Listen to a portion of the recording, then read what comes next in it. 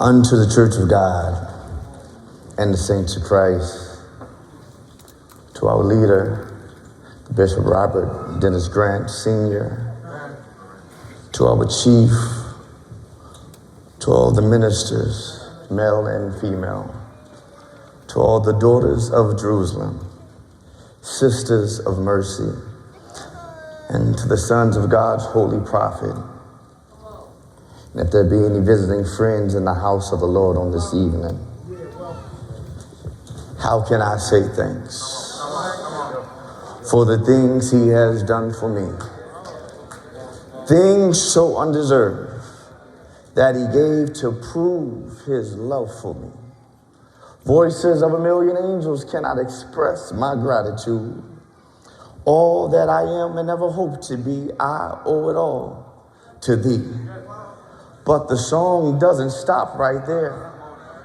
Oh, Stratford, I should see some hands just waving in the sky right now.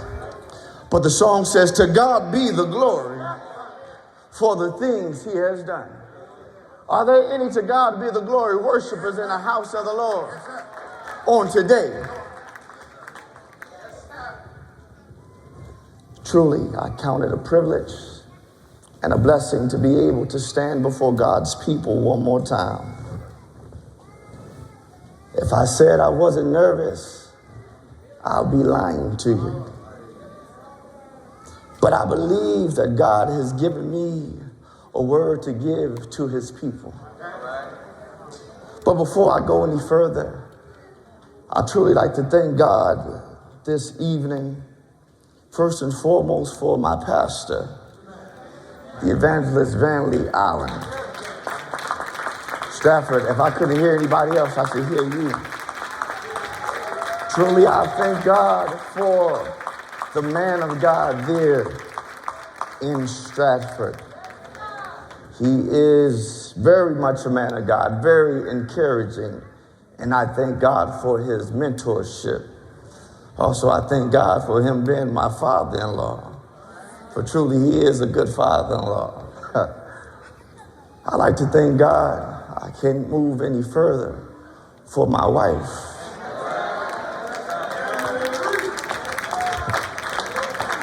And my beautiful children. Truly, I thank God for them, for they are my strength when I'm weak. So I thank God for them. But this evening, I don't want to be before you too long. For we've been in service for quite a long time. But I thank God that my cup is full and is running over. But one thing I do know about the people of God, that once the man of God get up here, sometimes it seems as if we get a lot of tired. But I hope this evening that you just stay with me, and if I can get the feedback from you, I might be up here for about 20 minutes. Is that all right? Somebody say 20 minutes. But remember, I said I might be up here for 20 minutes. Elder Von Allen, can you please help me and read 2 Samuel, the 9th chapter.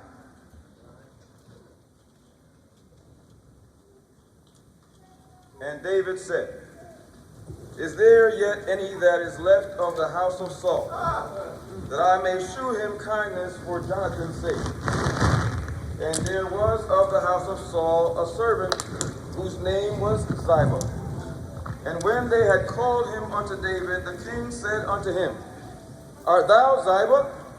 And he said, thy servant is he. And the king said, is there not yet any of the house of Saul that I may shew kindness of God unto him? And Ziba said unto the king, Jonathan hath yet a son, which is lame on his feet. And the king said unto him, where is he? And Ziba said unto the king, behold, he is in the house of Machir, the son of Ammiel, in Lodabar. Then King David said, and fetched him out of the house of Machir. the son of Amiel from Lodabar. Now when Mephibosheth, the son of Jonathan, the son of Saul, was come unto David, he fell on his face and did reverence. And David said, Mephibosheth? And he answered, Behold thy servant. And David said unto him, Fear not, for I will surely shew thee kindness for Jonathan thy father's sake, and will restore thee all the land of Saul thy father, and thou shalt eat bread at my table continually. And he bowed himself and said, What is thy servant, that thou shouldest look upon such a dead dog as I am? Then the king called to Ziba, Saul's servant, and said unto him, I have given unto thy master's son all that pertained to Saul, and to all his house. Thou therefore, and thy sons, and thy servants, shall till the land for him, and thou shalt bring in the fruits, that thy master's son may have food to eat. But Mephibosheth, thy master's son, shall eat bread always at my table. Now Ziba had 15 sons and 20 servants. Then said Ziba unto the king, According to all that my lord the king hath commanded his servant, so shall thy servant do. As for Mephibosheth, said the king, he shall eat at my table as one of the king's sons. And Mephibosheth had a young son, whose name was Micah, and all that dwelt in the house of Ziba were servants unto Mephibosheth. So Mephibosheth dwelt in Jerusalem, for he did eat continually at the king's table, and was lame on both his feet. May God add a blessing to the hearing of his holy and sanctified word. The grass withereth and the flowers fainteth away, but the words of our God shall stand forever. We're going to lower our anchor this evening in the 7th verse. And David said unto him, Fear not, for I will surely show thee kindness for Jonathan thy father's sake, and will restore thee all the land of Saul thy father, and thou shalt eat bread at my table continually. Entertain this short thought with me on this evening. A seat at the king's table. I said a seat at the king's table. Somebody turn to your neighbor and say, Neighbor, a seat at the king's table. That was the wrong neighbor. Turn to your other neighbor and say, Neighbor, I got a seat at the king's table. All through the scriptures, we see nothing but tables. In Isaiah 28, we see a table that is full with vomit. In Matthew 21 and 12, it talks about a table that is full of greed. In Psalms 23, it talks about a table that is full of prosperity. Church, the Bible is full of tables. But on this evening, I want to talk about the king's table. Let me digress for a little bit. When I was in school, especially high school, there was lunchtime. Y'all know about lunchtime. Somebody said it was their favorite subject. Well, lunchtime, you go in and you notice there's cliques usually at different tables. You had tables full with, I'm just going to call them intelligent folks. Some might call them nerds, but I won't do that. I dare not do that. There was tables in my school, because I grew up in Potomac, Maryland. We called them the preps because they was kind of preppy. They had a table for the rich. I sat at the black table. I did. The black table, we called it the cool table, but We sat at our tables and we dare not go to someone else's table. Because sometimes if you was to go to somebody else's table, you wouldn't feel so comfortable. But the table I'm talking about on today, I'm talking about the king's table. David, he asked the question. He said, is there anyone left from the house of Saul that I can show kindness to?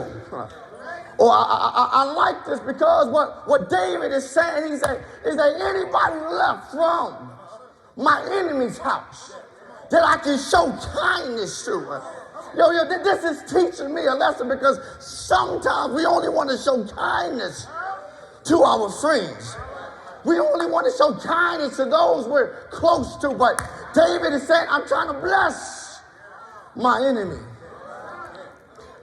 So he called Ziba. And I hope y'all don't mind if I mess up on these names. If they're not your family members, don't be offended. That's why I had Deacon Vaughn read it. And then he read it. He called Ziba, who was of the house of Saul. Listen, he wasn't of the house of David, but he called somebody who was the house of Saul. He wanted to find out what was going on. So sometimes that lets me know you got to have some connections. He had connections to the house of Saul. So what he did, he reached out to Ziba and he wanted to find out, was there anybody left in Saul's family that he could bless? Yeah. He asked Ziba, and Ziba says, there's somebody's left. Yeah, his name is, I'm gonna call him Meph. Yeah, he's Jonathan's crippled son. That got me, because David didn't ask about his condition. He just wanted to know, was there anybody left that he can bless? But that lets me know that sometimes folks can't wait to talk about you. Folks can't wait to tell about your condition. Folks can't wait to tell about your problem. But David didn't want to know all of that. He just wanted to know, was there anybody left? Y'all stay with me. Well, in spite of my man's meth condition, the king said, bring him to me. Yeah, the only man who's connected to his arch enemy, Saul, he said, you bring him to me. Yeah, this young man, he was in a place called Lodabar. Meth, he is Jonathan's child, the one that the nurse dropped, running, trying to get away. Can I preach it a little bit? He was about 5 years old when the nurse tried to escape, but she tripped and she fell. Lord have mercy. Yeah, he would have been in the running for king, but he was lame in both his feet. Yeah, he could have been the successor to the throne, but he was lame in both his feet. Yeah, I'm talking about a lame man on this evening. He could have been living in the palace where David was, but he was lame in both his feet. He could have set up his father's throne, but he was lame in both his feet. I want to talk to some lame folks this evening. Can I talk to some lame folks this evening? Y'all go with me. I got about 15 minutes left. I said, I want to talk to some lame folks this evening. Some folks who could have been. Some folks who should have been. Some folks who would have been. But you've been dropped. Can I say that again? I'm talking to some folks who could have been, would have been, should have been, but you've been dropped. Or I want to talk to some saints that ended up in a situation that wasn't your fault. That someone you trusted dropped you. They dropped you in such a way that it damaged you for years. Is there anyone in this room who knows what it's like to be damaged for years? Is there anybody in this room who knows what it is to be broken for years? Is there anybody in this room who knows what it is to be twisted for years? Is there anybody in this room who knows what it is to be mangled for years? Is there anybody in this room who knows what it is to be crying for years? Is there anybody in this room who knows what it is to be nervous for years? Is there anybody in this room who knows what it is to be traumatized for years? Yeah, Meph, he was more than just physically crippled, but he was emotionally crippled. Yeah, his strength is crippled, his confidence is crippled, and his self-esteem is crippled. So he moved to a place called Lodabar. Talk about being the right person in wrong place. Because Lodabar has several meanings as I was doing my research. One of the meanings of Lodabar means to have no pastures. A meaning to have no grazing place. That's what was Lodabar. But here it is, the king, King David, who have green pastures. He said, I want that guy named Meph. Yeah, Lodabar also means to have no communication.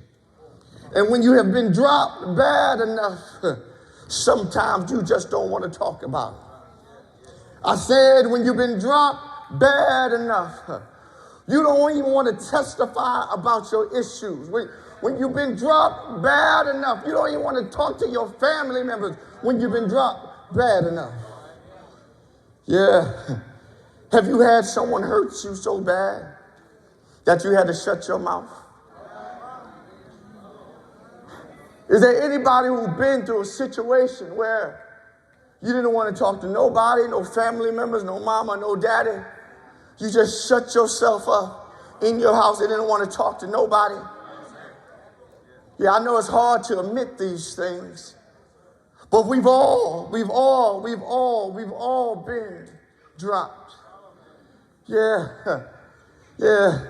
Sometimes we find ourselves dropped enough where we don't want to speak. We start internalizing the pain instead of verbalizing the pain. You didn't have or you don't have the words to communicate how you feel. That's Lodabar.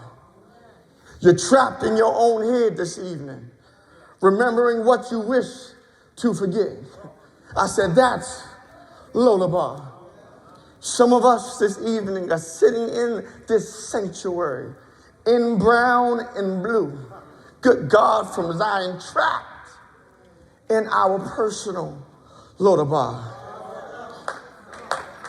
We're spiritually, mentally, and emotionally in Lodabar. Yeah, some of us, we come to church in Lodabar. We go to work in Lodabar. Sad thing is, we start families in Lodabar. Then we even have kids in Lodabar. But this evening, I want to set you free. I said, this evening, I want to set you free. I want you to know that it's all right to tell your story. Yeah, it's all right to tell your story. You couldn't seem to find the words to express or to explain what you was going through, but God is saying it's all right because I've come to set you free.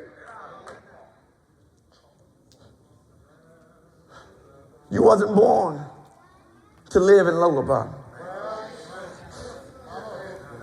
You wasn't born to be going through anxiety.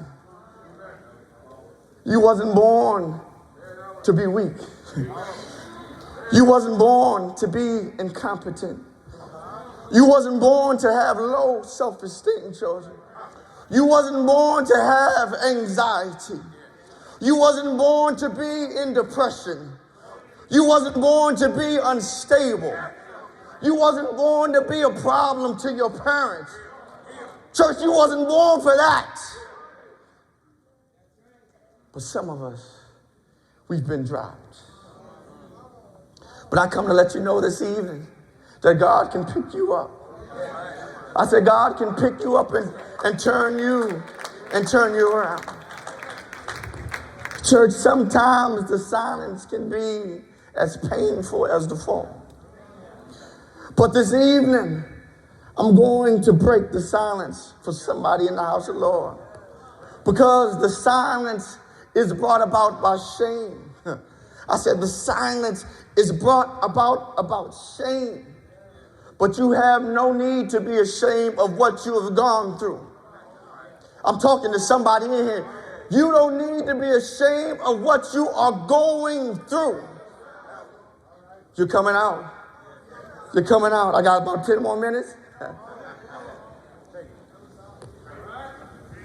Church, it's time for us to pack our bags and to leave out of Lullaby. It's time for us to pack our bags and to leave out of depression.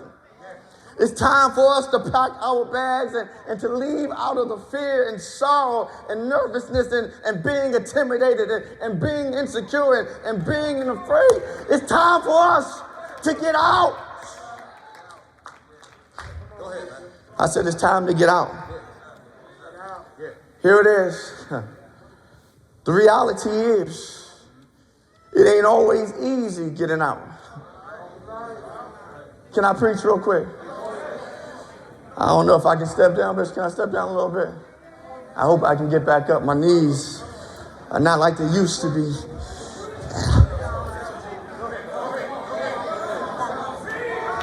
It's time for us to get out of Lodabar. Here's what it is. It ain't easy getting out of Lodabar. The Bible says that this young man, he is crippled in both his legs. He's crippled in both his legs, but yet God, he still wants him. So this is going to be a journey to get out of Lodabar, which means that he might need some help to get out of Lodabar. Can you help me out, Brother Gregory? This man, he can't walk. He's crippled, but he wants to leave. He wants to leave out of Lodabar. Some of us, we are afraid to ask for help. We're afraid to reach out to someone because of what we've been through, because of the trauma we've been through. We're going through pain and you can't trust nobody. But God is saying you can trust me. The King, he's calling for you on today.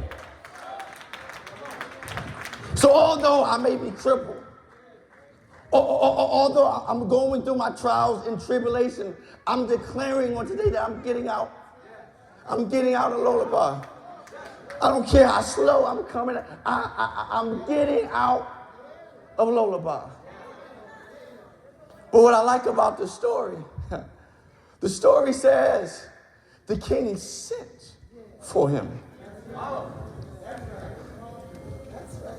It's something when the King sends for you. The King, he sent for my man Meph. So when he got to him, here it is, he got help. He got help to go to the King. And here it is, when he got before the King, my Bible says that he fell to his knees. Can I preach it how I feel it? He fell to his knees. He said, King, I'm just a dead dog. I'm a dead dog. I'm not worthy to sit at your table. This lets me know that it was more than just a physical issue. Now there is a spiritual issue that he's dealing with. Look at how he's looking at himself. He's now calling himself a dead dog. Well, listen, the king said, I'm not trying to hear about all of that. King said, I'm not trying to hear what you got to say, because what you think about yourself, that's not what I think about you. I came to tell somebody in the house of the Lord to watch what you say about yourself, because that's not what God is saying about you.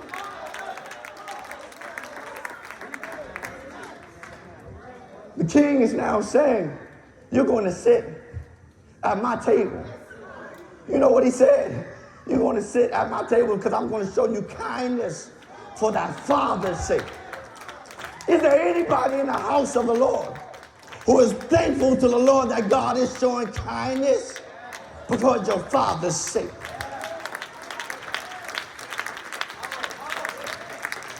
Yeah. He said, you're going to sit. You're going to sit at my table. I'm almost done. You're going to sit at my table and you're going to eat continually. Lord have mercy. It won't be for one day. It won't be for 2 days. But you're going to eat continuously at my table. And here it is. He said, I'm going to give you all the land that your father once owned. I'm going to give it to you. You may think you're not worthy of what God has in store for you. But I come to let somebody know this evening. Yeah, I hope you wake up. I come to let somebody know this evening that God has something in store for you. God is about to give you what eyes have not seen and what ears have not heard. But you got to be willing. You got to be willing to go and sit at the king's table. Yeah. What I like about this story, I'm almost done, about 5 minutes left. The Bible says he's going to sit at the table continuously. I wish I had a table. I don't. But can you imagine if it was a table and he's just sitting? You can't see his legs at the table. Good God from Zion. You can't see his shame at the table. You can't see his pain at the table. You can't see his hurt at the table. You can't see his trauma at the table. When he's at the table, he's sitting with David and his sons. He's sitting straight up like he belongs there. Church, I come to let you know you belong at the king's table. I said you belong at the king's table. Can we talk about the table? Can we talk about the table? Can we talk about the table? For there is no condemnation to them that are in Jesus Christ at the table. Yeah. Pastor, he allows me to sit at the pastor's table during lunch. And I don't mind sitting at the pastor's table. I thank God for being able to sit at the pastor's table. But if the pastor wouldn't allow me to sit at his table, I'm still all right. I'm all right because I got a seat at the king's table. Bishop, I miss them days wherever they call you and my Aunt Marilyn's name, and you go out and you leave and they call you special guest. And one of these days, I hope to be that special guest. But auntie, even if I don't sit at your table, I love you with all my heart, but even if I don't sit at your table, I'm at the king's. I said, I'm at the king's table. You heard the song about choosing your seat and sitting down. You have the power to choose your seat and sit down. Lord have mercy. We've seen the table spread all week long. That's the king's table. Can I talk about the king's and the Lord of Lords. I'm talking about the king's table. David's table was okay, but I'm so thankful. I'm so glad because there's no saving grace at David's table. But there is saving grace at the king, at the king, at the king, at the king. I'm talking about Jesus. There's saving grace at his table. At Jesus' table, Lord have mercy. At that table, as we watched all week long, the Bible said, and he took the bread. Took the bread and he blessed it. Can you imagine you taking the bread and he's blessing it? And then after you're blessed, it's broken. Lord have mercy. At the table, everything is not going to be roses. Everything might not be peaches and cream. Every once in a while, you're going to be broken.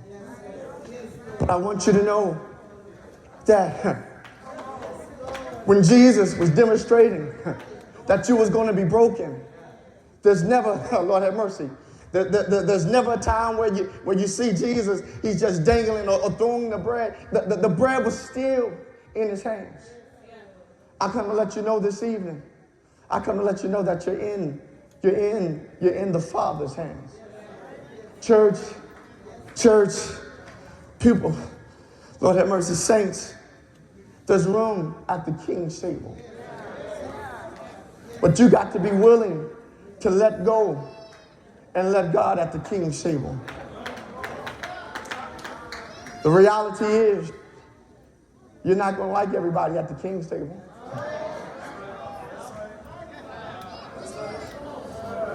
Because at the king's table, the reality is going to be the victim and the victor at the king's table.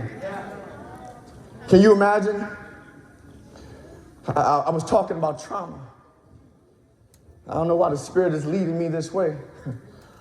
But can you imagine that when you get to that table, that someone who may have hurt you might be sitting at that table?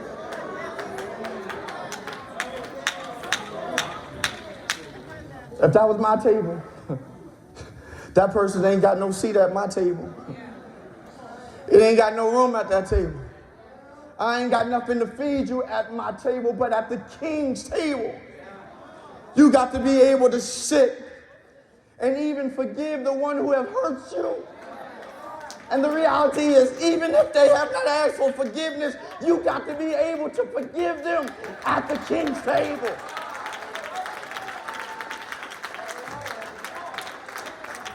Everyone has a seat at the king's table. Everyone has a seat at the king's table. And that table, you can come as you are. I said you can come as you are. But the reality is, once you get to the king's table, you can't stay how you are. You can't stay damaged at the king's table. You can't stay lying at the king's table. You can't stay fornicating at the king's table. You can't stay committing adultery at the king's table. You can't stay stealing at the king's table. There has to be a change when you sit down with the king. Church, there is a seat this evening. At the king's table, there's a seat for you, and I thank God that there is a seat for me. May God bless you and keep you is my prayer.